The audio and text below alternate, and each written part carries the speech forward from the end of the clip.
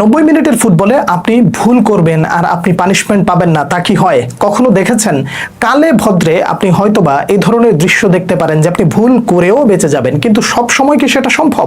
বিশ্বকাপের আসরে খেলতে এসেছেন, সুযোগ পেয়েছেন, কাজে লাগাতে পারেননি। একটা একটা ধরে যদি ভুলগুলো বলা শুরু করি তাহলে ভুলের রাজ্যে প্রবেশ করা হবে, যে রাজ্য থেকে বের হয়ে আসাটা খুব বেশি কষ্ট হবে। ছোট ছোট করে যদি বলি তাহলে একটা তিক্ত সত্য কথা দিয়ে শুরু করতে চাই। যারা বলেছিলেন নেইমারকে খেলতে দেখলেই হবে, বিশ্বকাপের দরকার নাই, আপনাদের নেইমার খেলেছে, বিশ্বকাপে জেতার দরকার নাই, আপনারা এবার দয়া করে ঘুমিয়ে পড়ুন, আর রাইভালদেরকে নিয়ে খোঁচাখুচি করারও দরকার নাই, তাদেরকে তাদের মতন ছেড়ে দেন। এই বাস্তবতার কাছে আপনারা কখনো আসতে পারবেন না। সেকেন্ড অপশন আসেন, আপনি যখন দেখবেন আপনি প্রথম হাফে পেনাল্টি পেয়েছেন, ওই পেনাল্টিটা আপনি কাজে লাগাতে পারেন নাই এবং আপনাকে পানিশমেন্টটা পেতে হলো কখন? কয়েকবার। প্রথম হাফটা শেষ হওয়ার আগে, অর্থাৎ প্রথম হাফের একেবারে যখনই বাঁশিটা বাজায় ঠিক তার কিছুক্ষণ আগে মার্টিন অডেগার্ড যেইভাবে আপনাকে একটা দুর্দান্ত গোল করা থেকে মোটামুটি এক প্রকার বাঁচিয়ে দিয়েছে অ্যালিসন বেকার, অর্থাৎ শুটটা করেছিল কিন্তু অ্যালিসন বেকার সেখানে আপনাকে রক্ষা করেছে। কিন্তু কয়বার? একবার, দুইবার, তিনবার। আপনি কি সেটা কাজে লাগাতে পারবেন? কাজে কখন লাগাবেন? যখন আপনি সুযোগ পাবেন। সেই সুযোগ যখন আপনি কাজে লাগাতে পারেন নাই, প্রতিপক্ষ ঠিকই কাজে লাগিয়ে ফেলেছে। মার্টিন অডেগার্ডের ওই শটটা কপালের জোরে, আপনি একটু চিন্তা করে দেখুন তো, যদি আর্লিং হালান্ড নিত তাহলে ঘটনাটা কি ঘটতো? যে আর্লিং হালান্ড ডিবক্সের একেবারে এক প্রকার বাইরে থেকে একটা শট করে শেষ মুহূর্তের গোলটা, মানে কফিনের শেষ পেরেকটা মেরে দিয়েছে, সেই জায়গায় আপনি আর কি প্রত্যাশা করতে পারেন? ওই জায়গায় অর্থাৎ প্রথম হাফে যদি এভাবে করতো তাহলে প্রথম হাফেই ব্রাজিল পিছিয়ে পড়তো। এরপরে প্রথম হাফটা শেষ হলো কোনো রকম, সেকেন্ড হাফে আসলেন। সেকেন্ড হাফে আপনার প্ল্যান কি? প্ল্যানটা হলো দুই দলই তার প্ল্যানটাকে চেঞ্জ করে ফেললো। ব্রাজিলের প্ল্যান বি, বল ছেড়ে দাও, তাদের হাতে বলটা চলে যাক এবং তারা ওখান থেকে যখনই তোমাকে সুযোগ বুঝে তোমার দিকে চলে আসবে, তুমি সুযোগ বুঝে কাউন্টারে যাবা। সেই কাউন্টারে যাওয়া হলো, কিন্তু কাউন্টারের একটা যে লিজেন্ডারি একটা পাস দিল ভিনিসিয়াস জুনিয়র, সেই পাসটাও আপনি মিস করে বসলেন। আপনি কয়বার জীবন ফিরে পেতে চান? একবার, দুইবার? কিন্তু কথা হলো, আপনি এই যে বারবার সুযোগ মিস করছেন, আপনাকে ফুটবল বারবার সময় দেবে? এত সহজ ফুটবলে একটা মিনিটের জন্য আপনি অসচেতন হবেন মানে আপনাকে একেবারে শেষ করে দেওয়া হবে। এটা ওয়ার্ল্ড ফুটবল, যেখানে আপনাকে সুযোগ দেওয়া না, বরং আপনাকে সুযোগ তৈরি করে নিতে হবে। সেই সুযোগ আপনি তৈরি করা হয়েছিল কিন্তু আপনি কাজে লাগাতে পারেন নাই। এরপরে নরওয়ের যেই পরিকল্পনা, সেই পরিকল্পনা থেকে ব্রাজিলের পরিকল্পনা থেকে তারা এক ধাপ এগিয়ে গেল। সেকেন্ড হাফে আপনি দেখেন পরিবর্তনগুলো, তাদের দুটো পরিবর্তন পুরো ম্যাচটাকে একেবারে ঘুরিয়ে দিয়েছে। সার্লটকে উঠিয়ে নিয়েছে এবং সেই সাথে দুটো একজন উইঙ্গার নামিয়ে দিয়ে একজন মিডফিল্ডার নামিয়ে দিয়েছে। এই যে পরিকল্পনা, এই পরিকল্পনাটা আসলে কেন ছিল?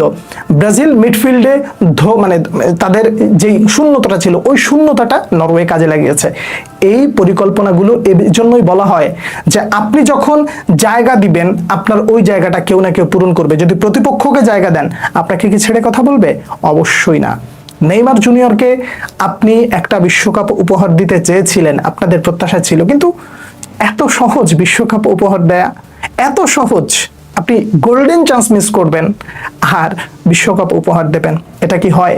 নেইমারের মতন একজন মানুষকে আপনারা হাসি খুশি বিদায় দিতে না পারার কারণে পুরো স্কোয়াড নেইমারের কাছে আজীবন যদি মাফ চায়, ক্ষমা চায়, তাহলে কি ক্ষমা পাওয়ার যোগ্য? আমি ব্যক্তিগতভাবে সেটা মনে করি না। গ্যাব্রিয়েল মেঘালাস, আপনি মনে মনে ভাবছিলেন আর্লিং হালান্ডকে পকেটে ভরে রাখবে, পেরেছে কি? পারেনি। পুরো একটা প্লেয়ারের কাছে দলটাই হেরে গেছে। তার মানে সুযোগ আপনি মিস করেছেন আর ওরা সুযোগ তৈরি করে নিয়েছে। আপনি তাদেরকে জায়গা দিয়েছেন, ওরা জায়গা কাভার আপ করে আপনাকে একেবারে টুর্নামেন্ট থেকে বের করে দিয়েছে। এটাই ফুটবল, এই বাস্তবতা মেনে নিতেই হবে।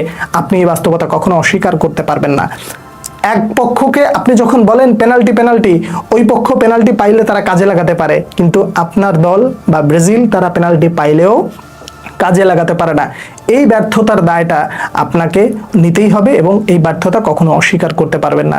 নেইমার জুনিয়রকে বিদায় দেওয়ার সময় তিনি ফুটবল আর কতদিন খেলবেন সেটা তার উপরেই ছেড়ে দেওয়া যাক। আগেই বলেছিলেন ওয়ান লাস্ট ডান্স, সেই ডান্সটা বোধহয় এখানেই শেষ হলো। একটা গোলই আপনি দেখতে চেয়েছিলেন, সেই গোলটা মোটামুটি নেইমার জুনিয়র করে দিয়ে আপনাকে একটা সুন্দর বিদায় দেওয়ার কথা ছিল, কিন্তু সেটা আর হলো না। বিদায় ব্রাজিল, বিদায় নেইমার, বিদায় এক ভুলের সাগরে হাবুডুবু খাওয়া ব্রাজিল। যাত্রাটা এই পর্যন্ত ছিল। সেই ইউরোপিয়ান দলের কাছ থেকে মোটামুটি তাদের ছিটকে যেতে হলো। আবার কবে ফিরে আসবেন সেই পর্যন্ত দেখা যাবে আপনারা কতটা গুছিয়ে আসতে পারেন। কিন্তু এই ভুলগুলো প্রত্যেকটা খেলোয়াড়কে সুন্দর করে মানে সব সময় মানে আরেকটা বিশ্বকাপ আসা পর্যন্ত পড়াবে। এবং একই সাথে ওই কথাটা আবারও মনে করিয়ে দিতে চাই, ক্লাবে তুমি অনেক কিছু করে দেখাতে পারো, কিন্তু জাতীয় দলে করতে হলে তোমাকে কাউকে না কাউকে দেখে শিখতে হবে। সেই শিক্ষাটা কেমন? আপনি রিয়ালে খেলেন, আপনি বার্সায় খেলেন, আপনি অমুকে খেলেন, তমুক খেলেন, এত সুনাম আপনার থাকবে, ক্লাবে আপনি অনেক কিছু করেন, কিন্তু আপনার রাইভালদের মানে শারীরিক ভাষাটা একটু দেখেন। আই ডোন্ট কেয়ার আমি কোন ক্লাবে খেলি, আই ডোন্ট কেয়ার আমি কোন পজিশনে খেলি, আই ডোন্ট কেয়ার আমাকে আসলে ক্লাবে কতটুকু সুযোগ দেওয়া হয় কি হয় না, আমাকে জাতীয় দলে ডেকেছে মানে আমাকে সেরাটা দিতেই হবে, এবং ওরা ওই সেরাটা দেয় বিধায় তাদের ফুটবলটা দেখতে সুন্দর লাগে। এনিওয়ে, ব্রাজিলের যাত্রা শেষ।